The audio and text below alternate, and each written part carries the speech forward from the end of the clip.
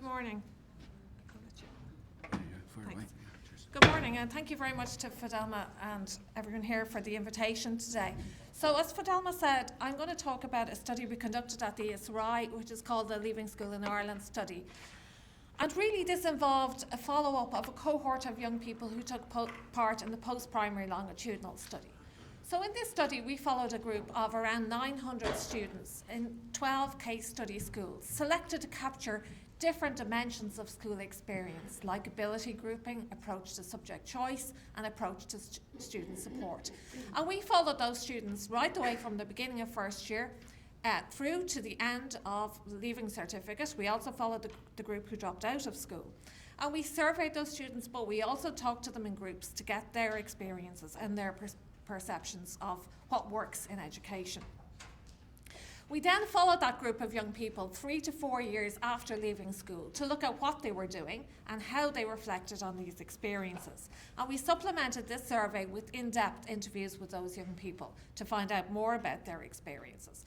So I want to just talk a little bit about what lessons can we learn. We're here to talk about educational reform. What are the implications for policy and future directions of some of the evidence that's emerging? So I want to focus on two aspects. I want to kind of look at the extent to which schools matter for longer term outcomes in terms of the role of educational success at an early stage, the impact of school climate and school social mix, and the whole issue of guidance and decision making. But as Deputy Quinn has talked about the kind of mismatch or the disjuncture between different levels of the system, I also want to provide new evidence on the mismatch between teaching and learning at second level and what students experience on the transition to further and higher education.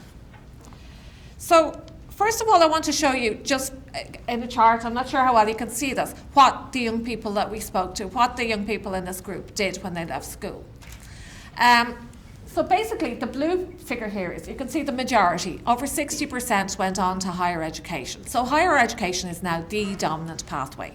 We had another group who went on to PLC courses, post-leaving certificate courses, that was more common for the young women than the young men. And among them, a group used PLCs as a route onto higher education. Young men were much more likely to go into apprenticeships, not surprisingly given the structure of our system, and much more likely than their female peers to go into the labour market on leaving school. And these are all young people who completed their leaving certificate. So we looked separately at the early school leavers, but these were all leaving certificate leavers. Now, okay, you might say, so what? But what we tried to do is go further than say what they did, but to look at why they did what they did and how they experienced that. So what we found, this was the first study that we've had in Ireland really, where we've been able to link how people experience school and what they did after leaving school. Before, we were relying on retrospective accounts of how they got on in school, but we actually could track these young people as they moved through the system. And what we found is that junior cycle experiences are absolutely key to what happens even after young people leave school. So as young people make the transition from primary to post-primary, many struggle with the new subjects, so they're positive about them as well. But we found that as Deputy Quinn mentioned, when they get to second year, that's really the key period for engagement or disengagement. And it's those young people who are struggling academically at second year that are in greater difficulties. And actually, all else being equal, they're less likely then to be college bound on leaving school. We found too that educational aspirations are formed very early.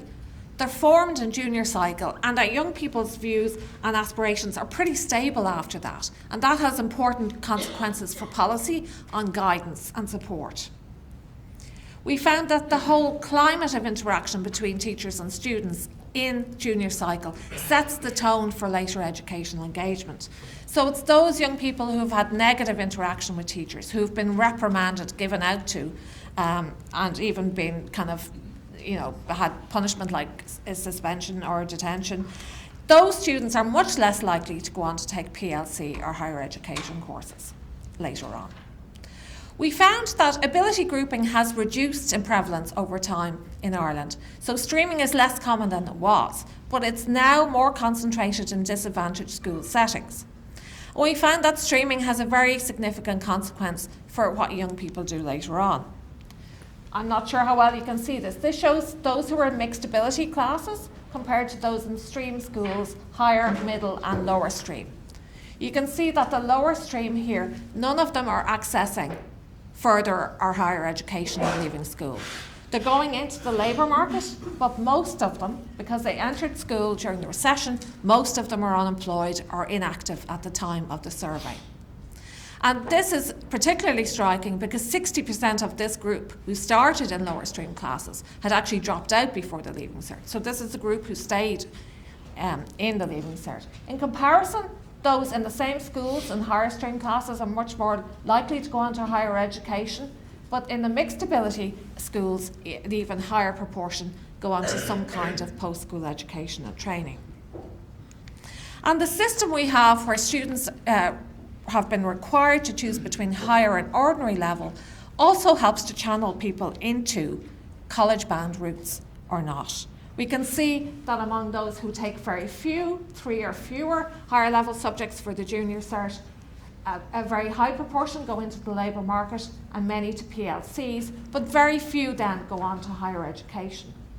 Whereas for those who experience that early success, who are channeled into higher level courses, who take 8 or more higher level courses, the vast majority of those go on to higher education. So in this way, junior cycle sets the tone for later outcomes. And it's those who experience educational success that are more likely to access higher education, this group here, in terms of their English and Maths junior cert grades, but also are more likely to access higher education by doing a PLC first. We can see in particular that there are big differences in terms of maths. There are fewer differences in terms of post-school outcomes in terms of English performance.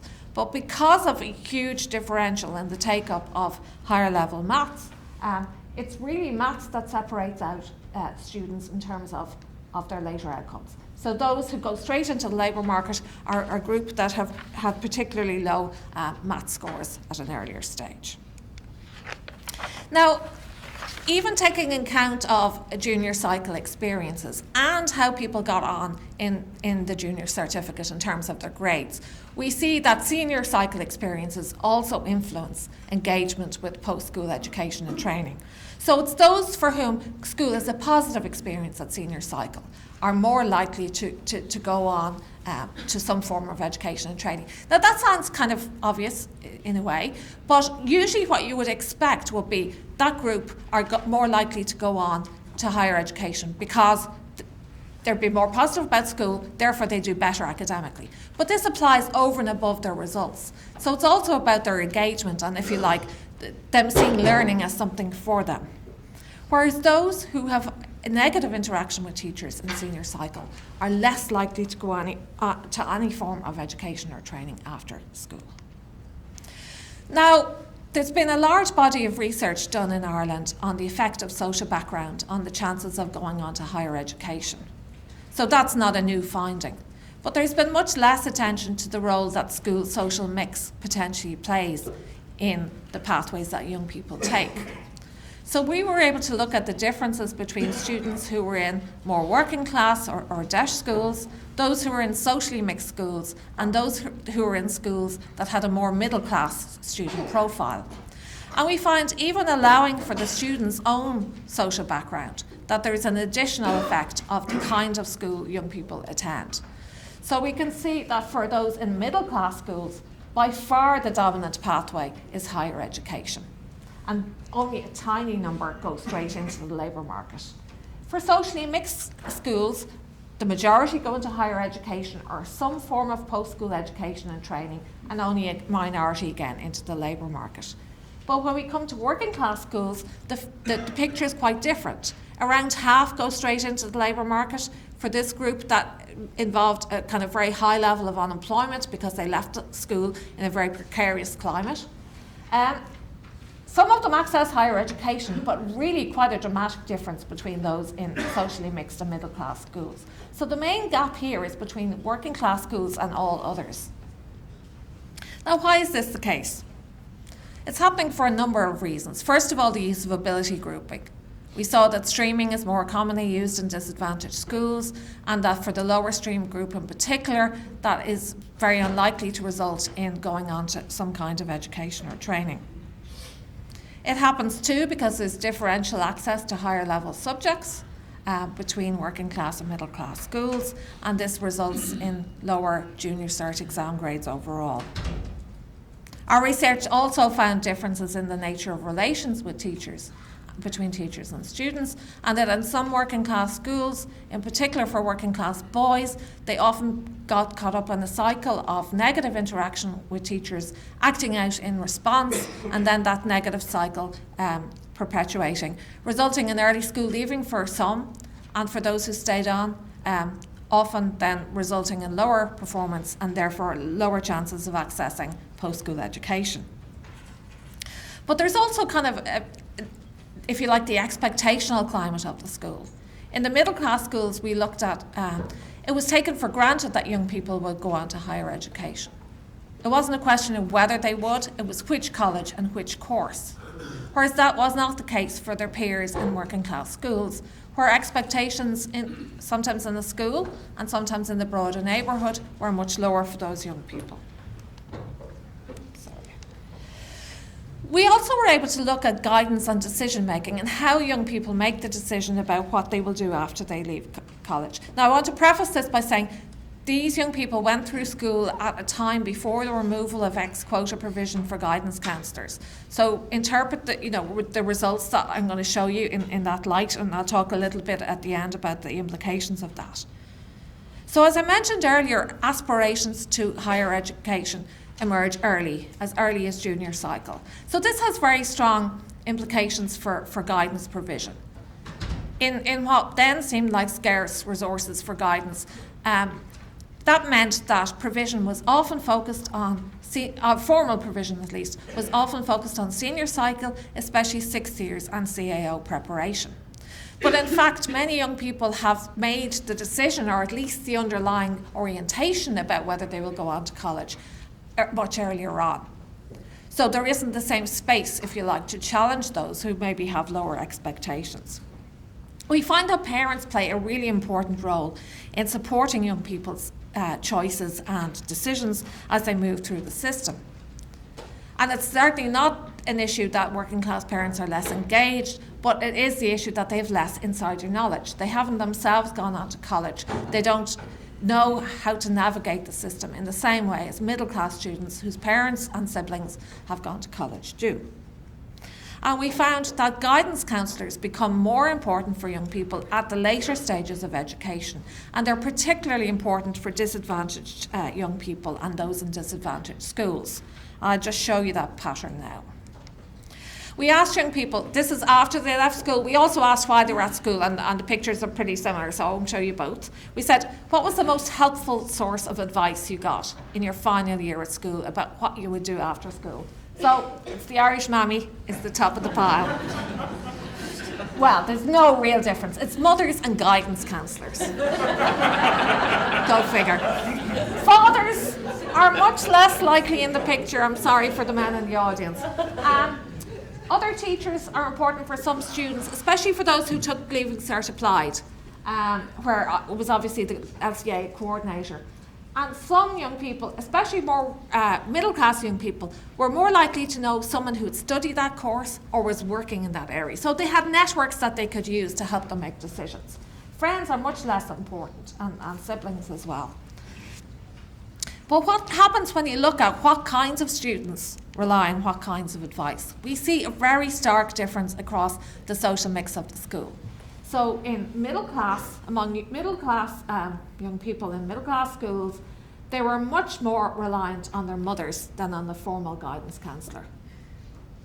But that pattern is reversed when we get to working class schools. So young people from more disadvantaged backgrounds, because their families don't have insider knowledge of the system, they're much more strongly reliant on formal guidance provision within the school. And I mean, that has implications then in terms of the subsequent policy decisions around the provision of guidance. Now, what did young people think of the guidance they received? They were broadly satisfied when we asked them in the surveys, but we got a more complex picture as you might expect when you get a chance to probe that a little bit more. So there were a lot of positive aspects that were highlighted. The amount of information they got, the use of aptitude tests to help them guide their decision making. A key factor was access to one-to-one sessions with the guidance counsellor. That was seen as absolutely key. Siobhan, and these are all pseudonyms and as are the school names, she said we could go one-to-one and she'd go through the information with us, what would be suited to us to do in college and how we get into it.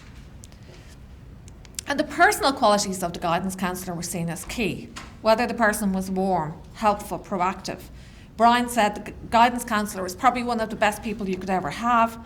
He told us all the information. All you had to do was go to him and say something to him, and he helped you.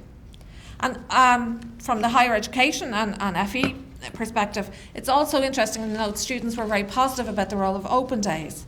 They felt you get a feel by talking to students about what they were studying, what the course was about, and that was for some that was the best way they found out about stuff.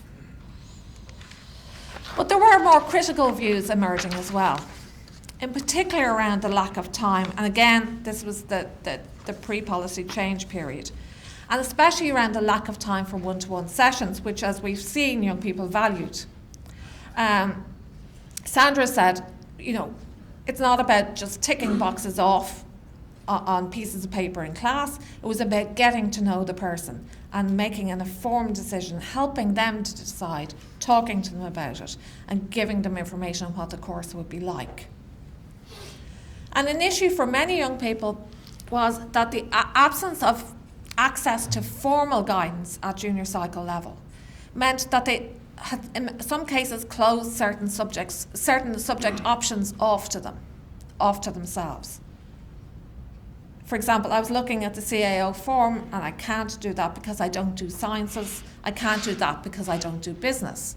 So prior choices were influencing what was open to young people. And therefore, many of them felt they should have got more information on the consequences of choices that they made over the transition from junior to senior cycle.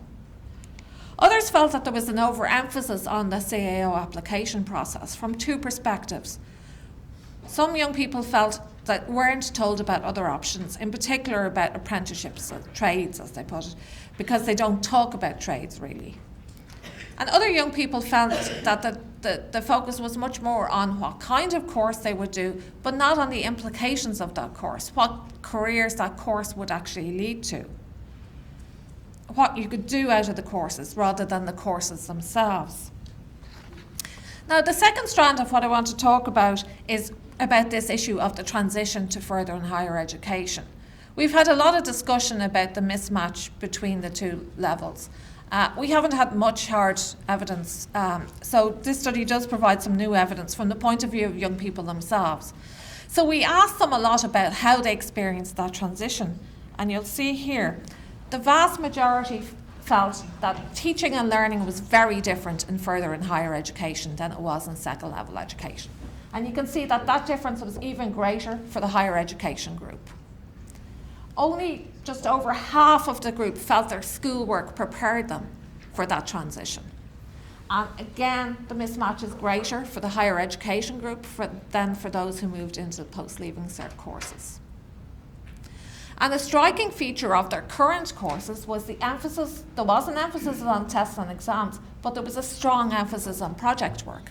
And when we had spoken to those young people in 5th and 6th year, they had very little experience of project work, except for the group that did Leaving Cert, applied, and who were therefore not accessing higher education directly.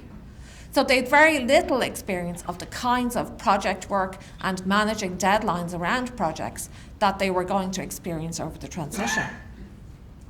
So in first year, they faced challenges. Many of them faced challenges, in particular about knowing what standards was expected of them, about the difficulty of the course, and about completing coursework on time and juggling deadlines, and often juggling work and study. But financial issues also emerged as a key challenge for young people, about dealing with the costs of attending college, not just the direct costs in terms of registration fees, but the subsistence costs as well. But it really was the shift in learning styles that was a challenge for many young people. Sandra says, in school you're learning for an exam, in college you're learning to think for yourself. It's completely different. I don't think school really prepares you for it. Fiona contrasts self-directed work in college compared with secondary school, where you've got someone behind you saying, you have to do this, you're in 60 or you've the leaving cert coming up. So these academic difficulties, these difficulties around adjusting to the new approach to teaching and learning were central in people dropping out of college early, particularly where they felt the course wasn't what they had expected. And some groups experienced greater academic difficulties than others. Science and engineering students seem to report greater difficulties than those in arts and social science and business. Largely, they seem to centre on their longer hours of class contact. And having other responsibilities, working part-time or having family care duties also contributed to struggling. But colleges and institutions themselves played an important role. Where students felt there was support there, academic support and social support, they settled into the new regime much more easily.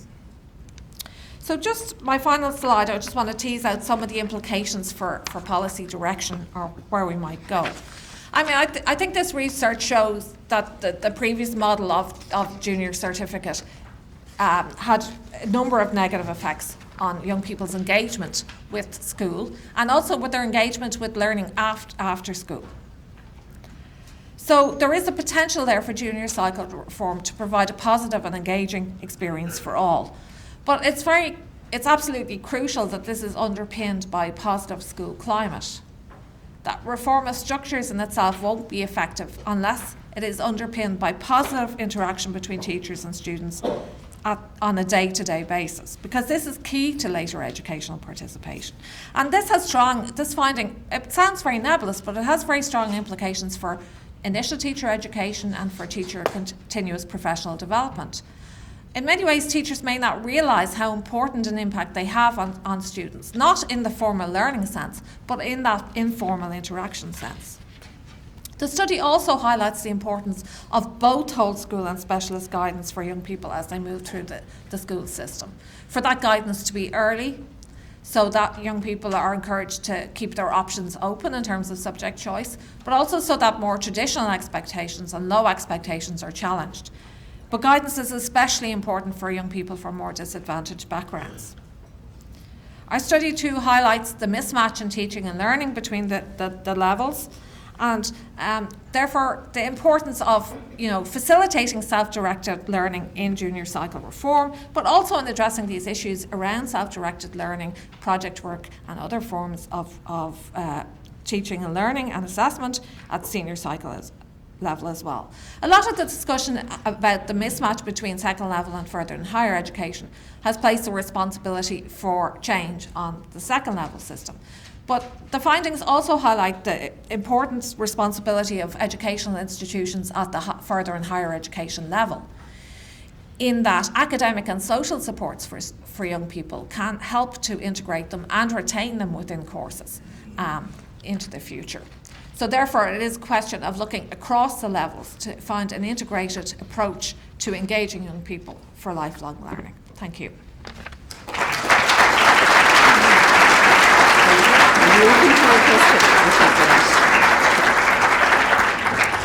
Ladies and gentlemen, I'm conscious that we're challenged for time, but I have built in a little 10-minute window there later. So time is precious, so if you bear with me, I had promised to open this session for a question. So if anybody has one question, because Professor John Coulihan will be coming with the next education session, and there'll be an opportunity then to really discuss some of this.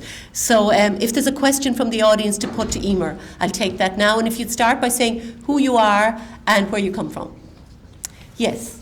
Well, I've asked you a question because your work inspired my own doctorate research on what I looked at was junior psych in particular, the students' self-efficacy belief.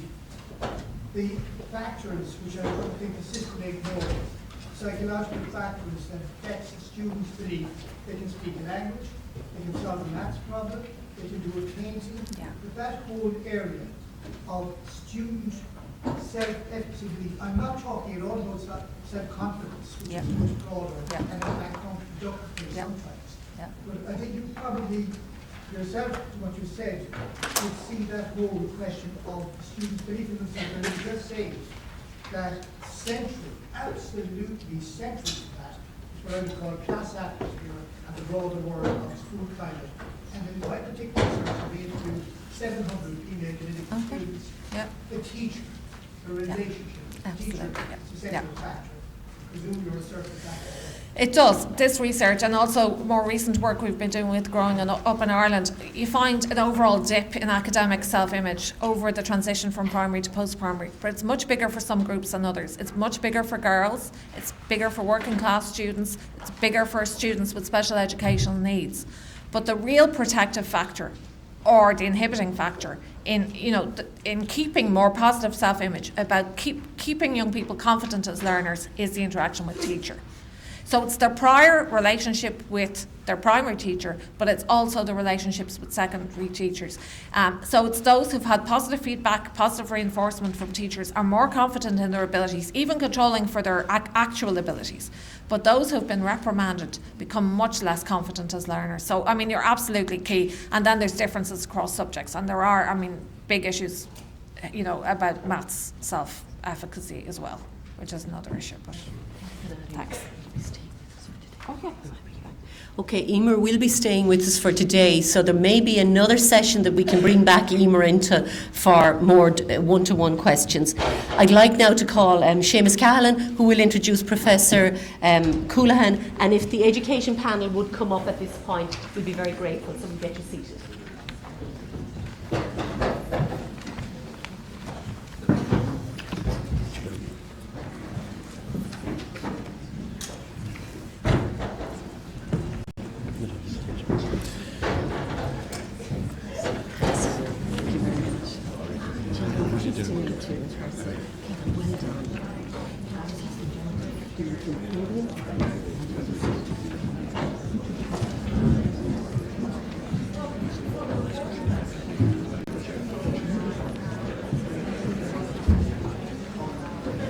Okay, ladies and gentlemen, our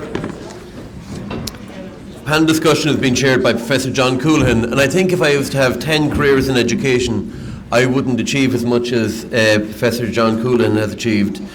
He's Professor Emeritus in the National University of Ireland, Maynooth. He's lectured exclusively in Ireland and abroad. He's author of 3 books and has published over 120 articles in Irish and international journals. He was a founding member of the President of the Educational Studies Association of Ireland and was the editor of the Irish Educational Studies.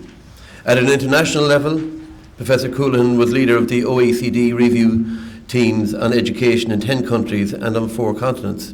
He was Vice President of the EU Committee on Education, consultant to the World Bank and the Council of Europe, a member of the review body on education in Northern Ireland, and a co-founder and co-chairman of the Standing Conference on Teacher Education, North and South. Ladies and gentlemen, I give you Professor John Coonahan. Thank you.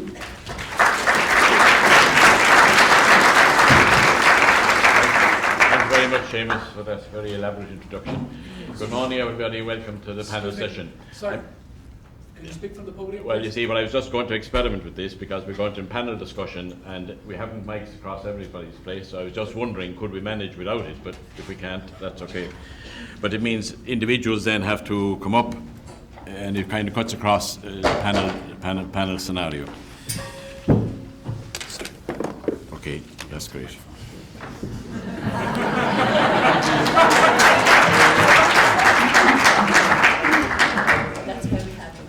Good stuff. Well, that'll make life easier, I think, all round. We're living in a very exciting era in Irish education. As with all countries, there have been cutbacks due to recession. It's not unique to Ireland, cutbacks in education. But what's striking here, I think, is a tribute to all involved, that morale remains high. And many of you out there in front of me are very much part of keeping that morale high. It's an era of much educational reform and educational change, and I won't go into that because we haven't the time. Some of it was touched earlier on, but it is a remarkable period over the last number of years of educational change and reform. But there are also a number of constants there, and Rory touched a bit on that earlier on. One is the high regard of the public for education, and a great public appetite for engagement in education, which is very distinctive in Irish society and very deeply rooted. A second constant is the status and quality of the teaching force, and the recent changes there on the major developments in duration and quality of the courses as well is further signs for the future of development of that one. But an iconic feature of our times is the massive quantificatory expansion in terms of quantity of participation in education. We're by way ahead of most countries in terms of participation as things stand at the moment, right through to the end of second level cycle and the participation in mass higher education and in the further emerging developments of further education and training at the moment. The quantificatory aspect is quite stunning in the Irish society, linked to some of the constants I've said earlier on. But in recent years, there's a considerable amount of attention being focused, as today, on the quality of that engagement. Are our teenagers and young adults at these vital periods of their formation and development, are they being best served by the nature of that engagement? Since the 1960s, we've had a commitment towards a holistic form of education from the academic, cultural and social points of view. But there are question marks arising, and Emer's very insightful and informative talk there just now touches a lot on those queries. Are the well-being, the talents and the potentials of our young people being developed and nurtured to their best potentials for their own benefit and for society's benefit? And that's what we're teasing out further in this session, but she certainly teamed it up very well for us just a few moments ago. Now, we have a panel here of 6 speakers. I won't spend time introducing them because it's in the documentation and our time is very precious. But what I would hope to do as we approach this is to raise some questions with panel members, indicated things they've already indicated to us, areas of their concern in this field, and then hopefully we'll have a bit of time towards the end of engaging the audience as well. So I would first of all like to ask Kevin, representing the students of Ireland, and they are after all the most important people in the whole system. The whole system is there to serve students. So I would ask Kevin, he's indicated to me in a note that he's concerned about how students can be best equipped for second level to cope with third level. And of course that catches some of what Emer says there. But from his perspective and his colleagues, he might like to talk to us a little bit about that. This equipping students for the transition, he's indicated as an area of interest. Is that okay, Kevin? Yeah. I sit on the board for the National Forum for the Enhancement of Teaching and Learning. Oh, pardon me. Hello? Yeah. I sit on the board for the National Forum for the Enhancement of Teaching and Learning as part of my work, and one of the focuses that we have is around teaching for transitions and the difficulties that are created in terms of moving from second to third and then moving from third level into the workplace. And I think there is a focus overly in terms of what I've encountered up until now in terms of the reform that need to take place at second level. I think we also need to be looking at in terms of how people are taught at third level. Are we teaching them the right way? Having said that, I think the Leaving Cert creates a number of difficulties in terms of the fact that you don't go to second level, especially in 5th and 6th year, to learn. You go to learn how to sit the Leaving Cert. That's a significant problem. And people attach value in terms of the course that they choose, in terms of the points that that course has attached to it. If a course has 400, 500 points, it seems to be more valuable than a course that has 200 or 300 points attached to it. And you see significant difficulties later on, especially in the ICT courses, where you have a massive dropout rate because the points for the courses are low, but the courses are they're way too difficult for the people who are entering it, and that's the problem. There's not a value placed on in terms of the course that you want to do. It's on the points that you're trying to get, and you'd see it particularly in, I suppose, in schools that would be dominated, I suppose, by middle class people, in terms of the fact that it's not whether or not you go to college, it's what college you go to, and so that's the problem as well. I suppose then in terms of some of the reforms I'd like to see at third level, I think I'd like to see an increased focus on accreditation for participation. So it's not just about the module that you sat, it's about what you did when you were in college. I think that's very important in terms of employability. I think societies provide an awful lot of value to that in terms of what you can get involved with.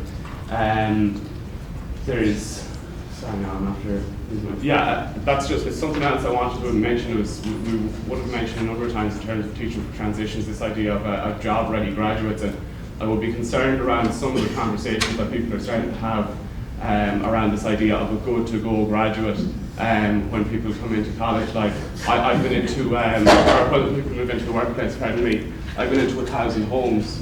But if I go into yours, you're probably going to have to show me where the tea bags are, because there's a certain level of training that needs to be provided no matter what environment you're moving into. And I would be concerned around this focus in terms of students need to be ready to work as soon as they graduate. So that's kind of a couple of the areas I just want to. Thanks very much, Kevin. Could I just ask you as a supplementary there, bearing in mind the group of people you're relating with, have you as an association put together a range of perspectives or ideas that could be fed into the system at second and third level so that they might address these transition problems that you encounter? Yeah, we're putting together, I suppose, at the moment, something that reforms that we would like to see at Leaving Cert level. We'll discuss that at our National Congress next year. But we'd also be involved with the National Forum for Enhanced Teaching Learning, just as I mentioned earlier on, in terms of teaching transitions. We're trying to get involved, or we are involved, pardon me, in a number of the research projects that they have going on there. So that's what we're doing. I think that dialogue will be very constructive, and it's kind of new, so we give it a very good wish behind it.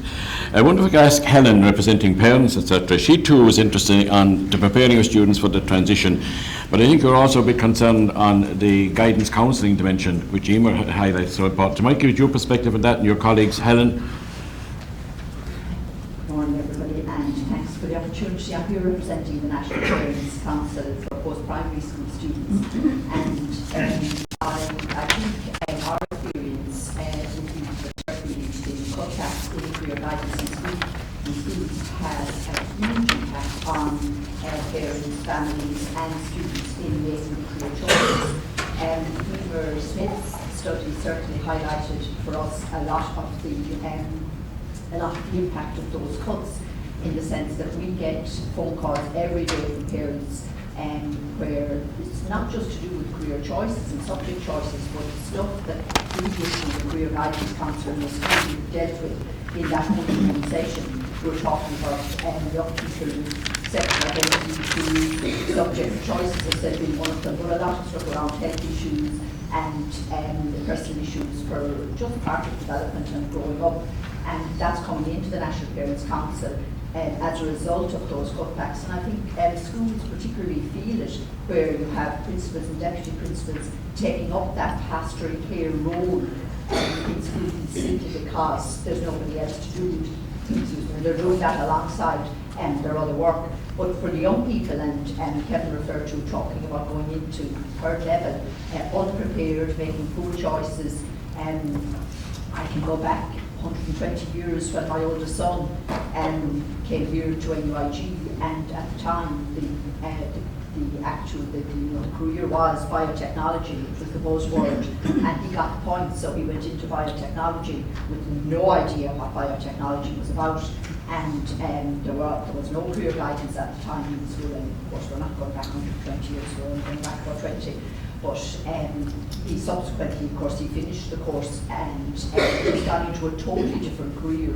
And we're getting that at all levels. And I think Emer's study again highlighted for us how it must actually start earlier. That it's actually too late at transition year and junior cycle. That if students are making choices going into fifth year after the junior cycle, and then they find that they have the wrong subject for whatever career they're opting for, it is too late. And certainly schools in disadvantaged areas are at a huge disadvantage, because you can have parents in a higher economic grouping who are able to maybe pay for career guidance or can get some advice, and parents themselves, I certainly felt ill-equipped, and I was a graduate of NUIG, that was back 120 years ago. When I thought I knew it all, of course, as a young mother, and I didn't have a clue, and was guiding my children, 5 of them, and all of them graduates. Not all of NUIG, but only 2 of them have actually followed the career path for which they graduated. And there I was thinking I knew the business. But that, what certainly again is coming into us is that lack of capacity that parents feel, even people who are, say, in the higher socioeconomic grouping or with higher education themselves, but that lack of capacity to guide or direct young people in terms of career choices and how they would go, and that put back in schools in career guidance, and that put back in certainly the one-to-one sessions that young people have, has implications far beyond just making career choices. Thank you very much, Helen, and thank you also for emphasising there not just the academic guidance, but the pastoral care and the, if you like, nurturing the personal qualities of the individual during those vital teenage years. We've had the student and the parents' voice. Maybe we might have the teacher, Mary Nihill, might talk to us. And I think you also are concerned about this guidance and the nurturing dimension of the thing that maybe some of the officials don't quite fully understand its significance. Mary, the floor is yours. Thank you very much, Professor Cullen. I suppose as a school principal and working in the area of school leadership as well, I see this as a significant area because during a period of time when I was working in school leadership with other school leaders, we often had visited leaders from other countries, and one of the things I suppose they remarked on, and this is borne out to some extent in Eva's research, is the more of pastoral care in the Irish education system. The teachers come from a situation where they value greatly their role as pastoral leaders. Now, the contrast then is that at a systems level, we have removed and put inside the quota the most significant person in that pastoral role, the guidance counsellor or counsellors in the school. So I think there's a disconnect between what culturally our system has been very positive around and what at system level has happened. And I think it's broader than that, because I think that, we have regarded perhaps teaching at second level in a very narrow focus. And it is becoming maybe increasingly narrow because of the lack of decoupling of the second level system from the third level. That has become the tail wagging the dog again, and many researchers and educationists have remarked on that. But it has left a little bit of a vacuum where we don't really formally now value that pastoral role of the teacher. And I suppose we don't really reward teachers either in that role. Perhaps we don't reward them as leaders of learning either, because the only reward you get, significant professional reward as a teacher, is you get rewarded out of the classroom into administration. So I see in a slightly broader context. Very important. I see a slightly broader context that we need to look at system level as to what we value at second level education. Do we value the innovative teacher? Or do we value the good teacher, the good honors maths teachers that can stay student ready for the valued course in a very important university? I think we need to look at it at a system level and to say, what are we going to reward teachers for? And if we reward them for their role as pastoral leaders or for innovative teaching methodology, I think we have made a significant start then in even at second level decoupling us, perhaps, rather than looking at the third level colleges to do it all for us. Maybe at second level we need to start looking at charter teachers, looking at other career paths for people who take significant pastoral role areas. Thank you very much indeed, Mary. One key thing there you were saying about the backwash effects of the third level entry points, etc. on schooling. As if it was new, I remember editing a book in 1979 where we talked about the backwash effects of the point system as it evolved through the 1970s. We're still with it. But also you touched key points there in terms of assessing teaching, the career of teaching in the broader holistic sense. And I think there's some, again, hope here, because the work of the Teaching Council at the moment and the role of CPD and the idea maybe of not just seeing the very skilled classroom teacher being promoted into administration, but rather gradings for the innovative classroom teachers, the specialist in classroom teaching and things. I think there'll be scope there, but it's very insightful and I think very timely, and thank you very much for that. We might move on now to John Hammond of the NCCA, who of course with his team in the NCCA have been focusing on the qualitative dimensions of trying to improve the learning processes of young people and maybe also modes of assessing young people in the schools, perhaps trying to break away from older molds there, bring it more into keeping with new concepts of learning and children's enhancement through their engagement in those types of learning. The floor is yours, John, for a wee while. Thank you, John. Good morning, everybody.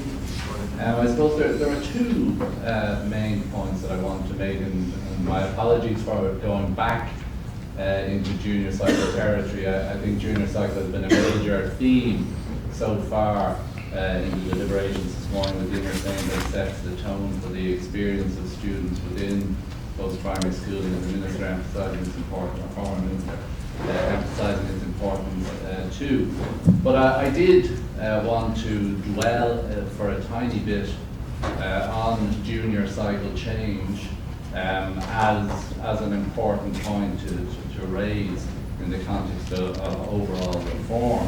I think the importance of following through at senior cycle and beyond with the main features of the developments at junior cycle is one that we should bear in mind as a theme at the conference. So in this context, we've heard an awful lot in recent weeks about the changes to assessment at junior cycle, but we don't want to lose sight of the other really important features of junior cycle change as well. The greater flexibility and autonomy being afforded to schools to generate their own programs, the clarity around what should be learned and how it should be learned, the role of skills within junior cycle, certainly the centrality of assessment as well as an extremely powerful tool in promoting learning and in helping students to progress their learning. The whole business of access to more varied programs and more varied curriculum components, and the idea through short courses of getting schools involved in their own processes of curriculum development. They're all, I would have thought, very, very important features of the junior cycle change that in time will also carry through into the senior cycle, because once practice becomes embedded at one level of the education system, it automatically transfers to a certain extent into another level. Just turning to the senior cycle, there was one other point that I did want to take up. I'm sure there'll be a lot of discussion later on about the Leaving Certificate, and with a particular focus on the academic strand of the Leaving Certificate. But I think that the publication of the Further Education and Training Strategy recently and the establishment of SOLAS on a very strong footing, it presents really an opportunity to revisit provision at senior cycle, mainly for those students who have not done well out of senior cycle over the years. It's also an opportunity, it's been quite a while if you reflect on it, since the curriculum differentiation that took place in the mid-1990s with the introduction of the Leaving Certificate Applied and the Leaving Certificate Vocational Programme, and the underpinning of the transition year as the main programme as well. Also time, I think, with the mirror of the FET strategy there, to take a look at those programmes, look at what they have achieved, the extent to which they've served a cohort of students well, where they have been lacking. And particularly in light, I think, of some of Emer's research findings in relation to the assistance or not offered to students coming from those programmes in terms of entry to the labour market and mobility within the labour market. So I think the FET strategy does present us with an opportunity to take a look at senior cycle, look at the most important features of vocational education and training, and look at the most important features of further education and training, and see what of that experience can be brought back within the senior cycle. And I think that will be quite an important focus over the coming years. John, I might have to hold you there for the moment. Okay. But thank you very much for those two hugely important emphases. Your stress there on the reforms and the depth and the richness of the thinking about the junior cycle reform and its long-term impact, part altogether of the assessment issues. But I think also very timely, you're reminding us and putting emphasis on the whole FET development on the SOLAS now, and it's a way, maybe a whole new cultural thing could evolve there, which would open up the debate in the best sense. Where the choices are genuinely choices. We don't have an overemphasis on academic as being the be-all and end-all, but the richnesses of phronesis and the actuality of practical and academic/practical education as well. I think that those things ongoing again give us cause for hope. I'd now like to give the podium to Anya Hyland. Anya Hyland, who has been a pioneer in this whole concern, guiding us in the point system, which he evaluated a number of years ago, examining it from various angles, and continued to sustain her key concern in this area up to now, trying to probe as to how we can get that transition better organised between second level and third level. One of the key experts in the field, Anya. Thank you very much, John. I think many of the issues that I would like us to talk about this morning have already been raised by Rory Quinn and by Emer, but in particular the backwash effect that the Leaving Certificate has and continues to have on teaching and learning in second level schools. I think that is becoming increasingly evident. And even my colleague here beside me talking about the points that are required. The points, of course, are a factor of supply and demand. ICT is a particularly good example of that. When early on there was a high demand for ICT courses, the cut-off points were very high for ICT. When demand fell about a decade ago after the dot-com crash, then the points fell dramatically, with the result that there was a very high failure rate and a very high dropout rate. So the number of points required, as indeed has been so well mentioned already this morning by Fidelma herself, the number of points, the myth that the number of points required tell you how good or otherwise a course is, of course, is a total myth. So I think the work that's currently underway, thanks to the intervention of Rory Quinn about 2 years ago, the transition committee that has been set up in the Department of Education, which is looking at that transition between second and third level, is a very important development, because there have to be changes both at second level and at third level to bring a greater sort of coherence and common sense into the system. So the issue, for example, of the extent to which the Leaving Certificate is being gained by students, quite understandably, so that they can maximise the grades they get. How those grades are then translated into points, and then how in turn the application system into higher education operates. The very high number of highly specialised first year courses, which as parents know mean that very often a young person applying for a course hasn't a clue what it means. And they end up then, as has been shown in the ESRI research, very disappointed with their experience. So these are all the issues that are now currently being looked at for the first time by all the partners involved, both in second and third level, together. Surprisingly, when we had the conference in 2011, September 2011, just after Rory Quinn became Minister for Education, that was really the first time that the NCCA and the State Examinations Commission had come together with the Higher Education Authority and some higher institutions, and that was quite surprising. And as Rory had mentioned in an earlier talk he gave, that so many people believed that the points were somehow determined by the point system was run by the department. The point system is run by the universities, and they can change it at any time. And increasingly over the 35, 40 years since the point system existed, when I heard my own colleagues in higher education complaining bitterly about the point system, even presidents, dare I say, not aware that it was entirely their decision whether they wanted the point system or not. So these are the kinds of issues I'd like to hear us talking about today. Thank you very much indeed, Anya. And again, your cause for hope, the fact that the committee is working at the moment on these issues with the various partners, as well as our discussions today. This is again indication that we're on the move. We're on the move towards addressing the issues that we're raising. And thank you for your continuing inputs in that field. And our final panel member is President Philip Nolan from NUI Maynooth, who has been representing the universities and showing great personal commitment, as well as representing grouping in moving forward this particular thing. The Transition Committee giving a great deal of time and thought and feeding in the university perspective into the debate that Anya has touched on there. The floor is yours. Thanks very much, John. Do you mind, before getting into the transitions discussion, I'd like to make a broader point about, I planned to make it, but I also want to react to your opening comments, because for the last 6 or 7 years, my central concern in higher education has been maintaining and enhancing learning and research quality in a system that's growing very, very rapidly, and in doing that in the midst of a financial crisis.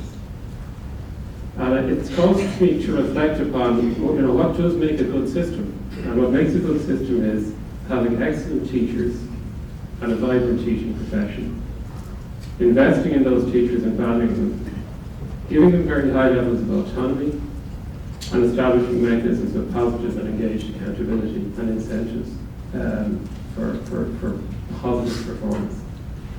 And if you have that context, then reform becomes a collaborative and regenerative process. It's a professional norm, it's a matter of professional pride to continually improve the system.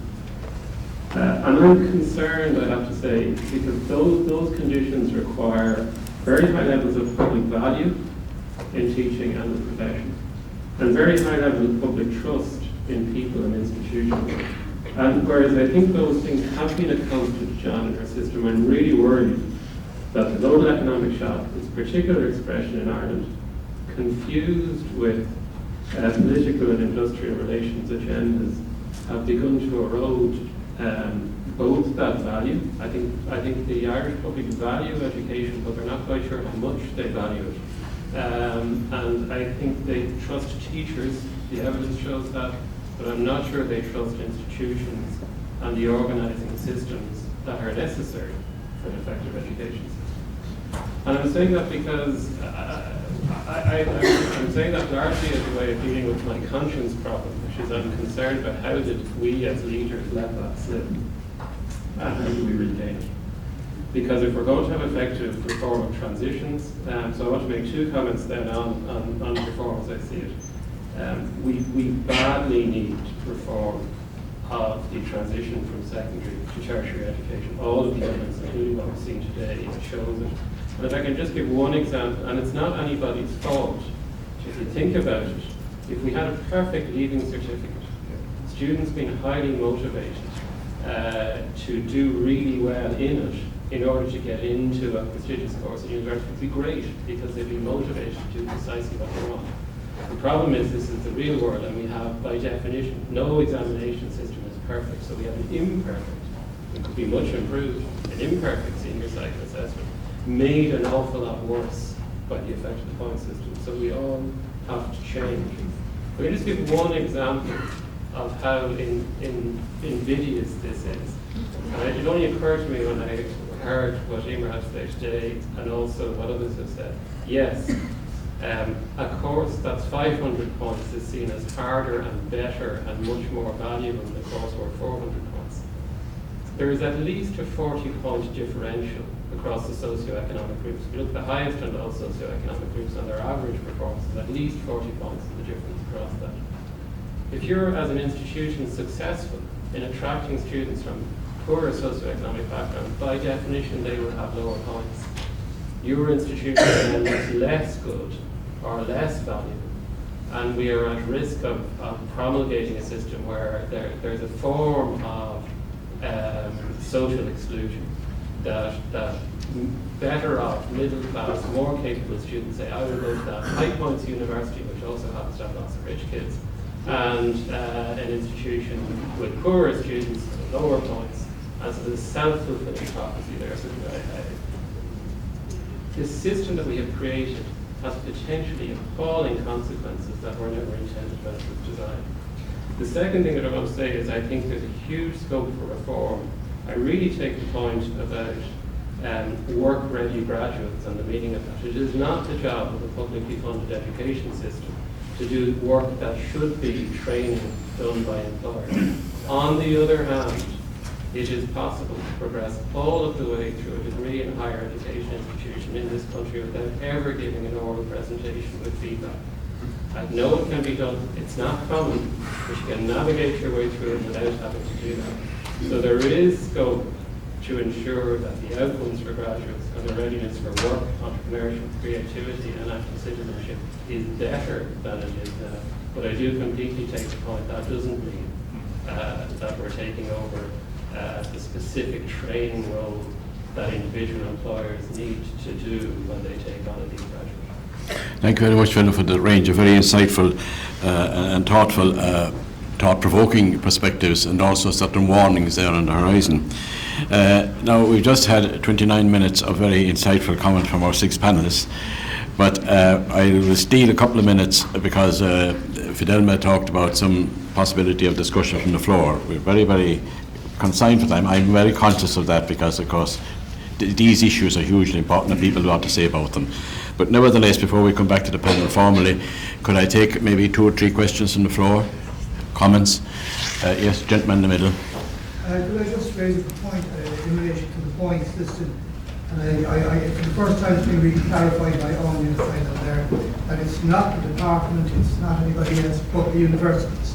So at least I, for one, understand the ball is in court of 3rd level to decide on this. Whatever the department does, the teachers who've been brainwashed into seeing education as too focused on exams, as this right-wing strike is showing at the moment, in my view.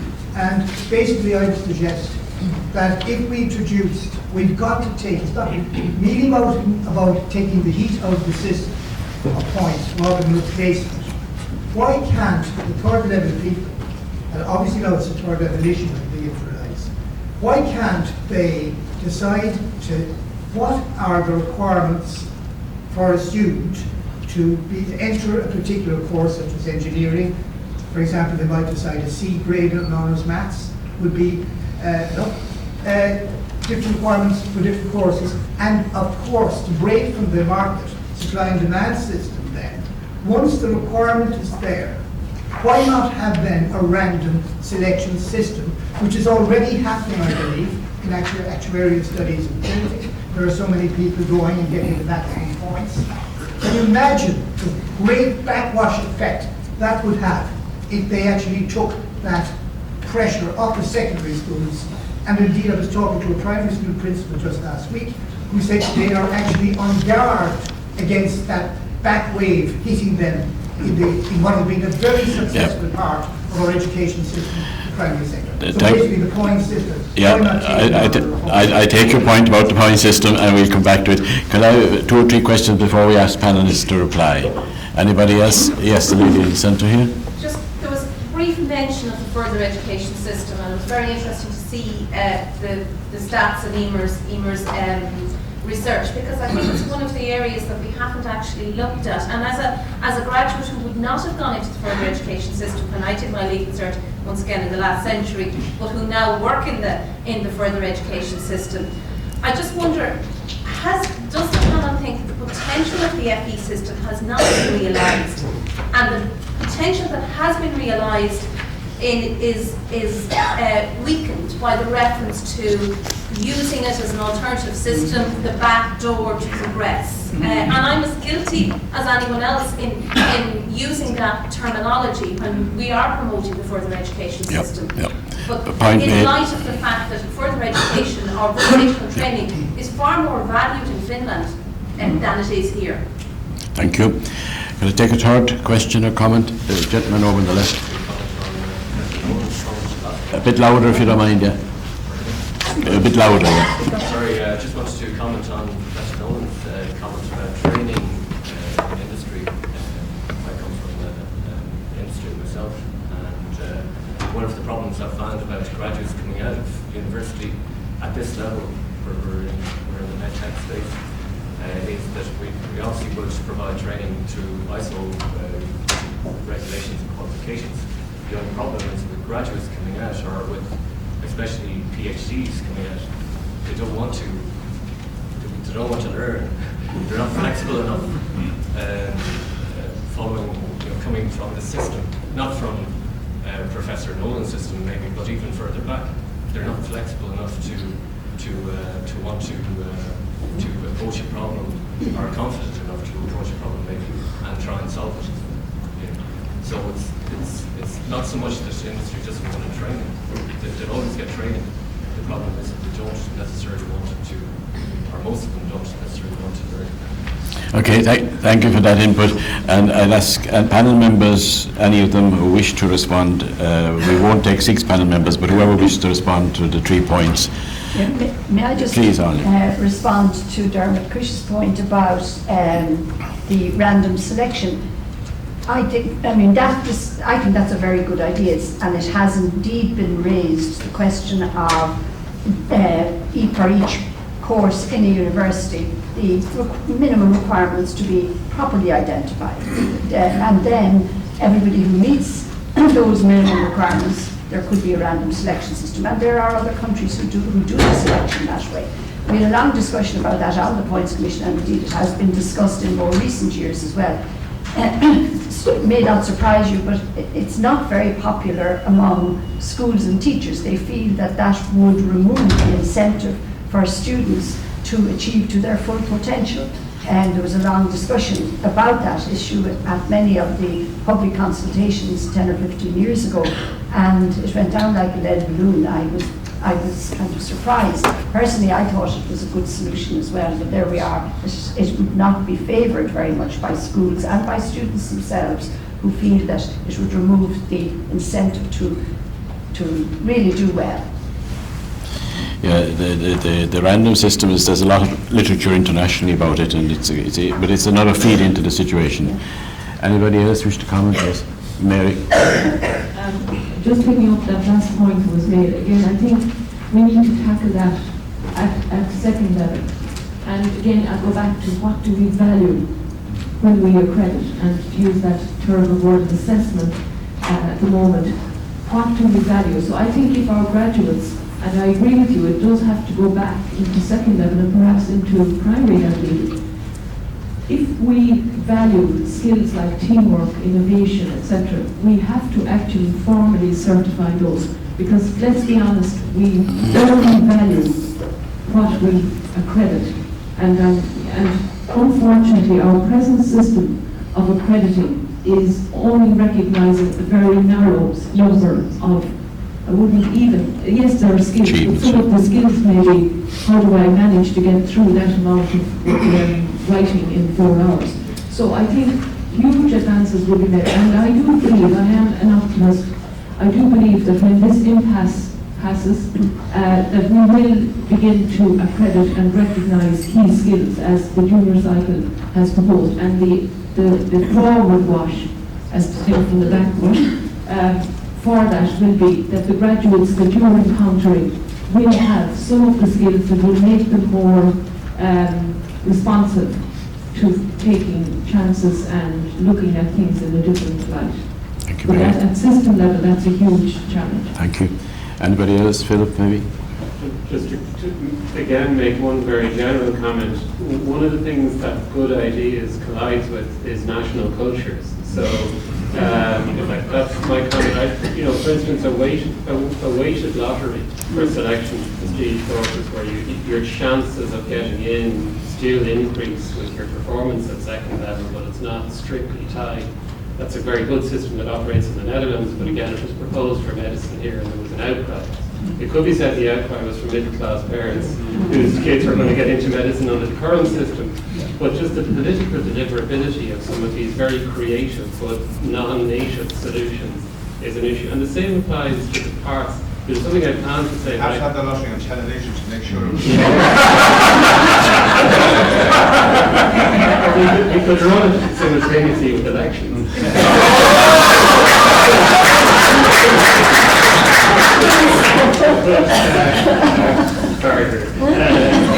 And the same applies to the role of different parts in our system. I did plan to talk a little bit about, we have a very diverse post-secondary system, and that's not diverse enough, actually. So it should be more diverse. It's a huge strength. We risk losing that diversity, actually, under some current pressure.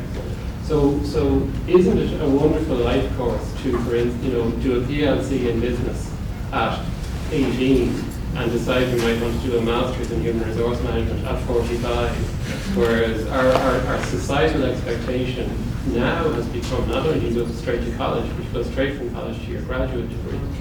And again, there are positives and negatives to that. Like a very highly educated population, we have the consequences of positive, but we perhaps have overbaked that in terms of our societal expectations. And I completely take the point in terms of, whereas I say we won't do work-based training because that's somebody else's job. I think both second and third level really have to accept responsibility. I have to be honest, far too much university level assessment looks just like the Leaving Cert. Emer's data shows it's not the same as far from what it is.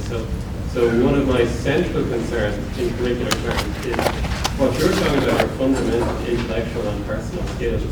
And whereas we do very well in teaching people chemistry or history, we don't do as well as we would like to in terms of having them work together on problems and think critically and be flexible. So I would completely accept that charge and our responsibility to do something about it. Thank you very much, Philip. I've been getting signals from the side that the clock is ticking on. So it's a great, genuine regret that I pull this to a halt because it's been extremely rich. I think what has struck me about it is the range of rich perspectives that are offered there and the understandings of the holistic education system we operate, but also a certain confidence that it isn't as if we're starting from way back. We're part of a change process now, and there are signs there that we are addressing these issues and that the various partners around the table are addressing the issues, and there's greater understanding of moving forward and hopefully also getting the general culture supportive of the changes. So it's a heavy day's work, so we better round off this session. I would like on your behalf to thank all the panel members and certain apologies for